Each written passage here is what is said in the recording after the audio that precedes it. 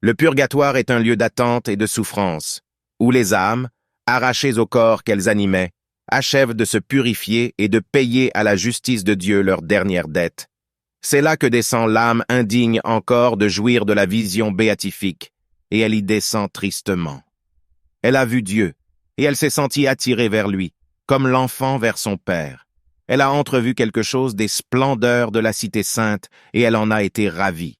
Hélas, une voix impérieuse lui a crié « Pas encore, va-t'en !» Alors un poids irrésistible l'a attirée en bas. Quelle douleur!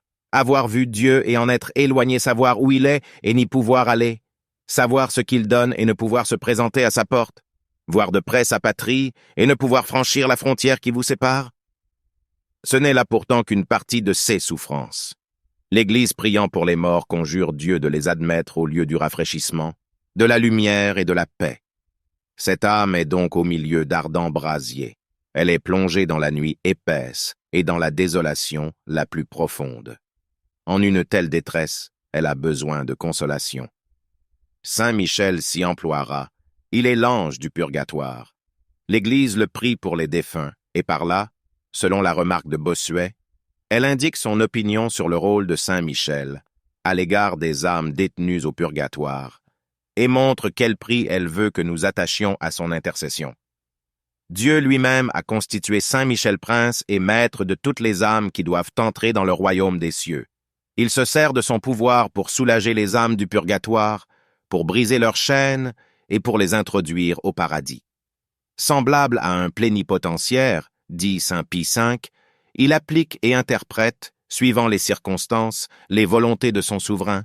Il gracie parfois les coupables qui ont imploré sa protection. Il abrège la détention de certains autres. En un mot, il est comme le médiateur entre le chef suprême et ses sujets. Et même par sa méditation, il obtient des grâces que la dignité du souverain semble ne pouvoir accorder sans un intermédiaire. Voilà comment Saint Michel est l'ange du purgatoire. Il est honoré comme tel par la tradition catholique. Le prince de la milice céleste, dit saint Anselme, est tout-puissant au purgatoire, et il peut soulager les âmes que la justice et la sainteté du Très-Haut retiennent en ce lieu de supplice. Il est incontestablement reconnu depuis la fondation du christianisme, dit Bellarmin, que les âmes des défunts sont délivrées du purgatoire par l'intercession et le ministère de l'archange Saint Michel. Ajoutons à ces autorités celle de Saint Liguori. Saint Michel, dit-il, est chargé du soin de consoler les âmes du purgatoire. Il ne manque pas de les assister et de les secourir en leur procurant beaucoup de soulagement dans leurs peines. Si donc nous aimons nos défunts, nous devons prier à leur intention Saint Michel. Honorons-le nous-mêmes, c'est notre avantage.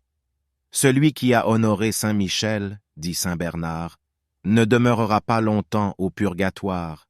Saint Michel usera de son privilège et conduira bientôt son âme dans le céleste séjour.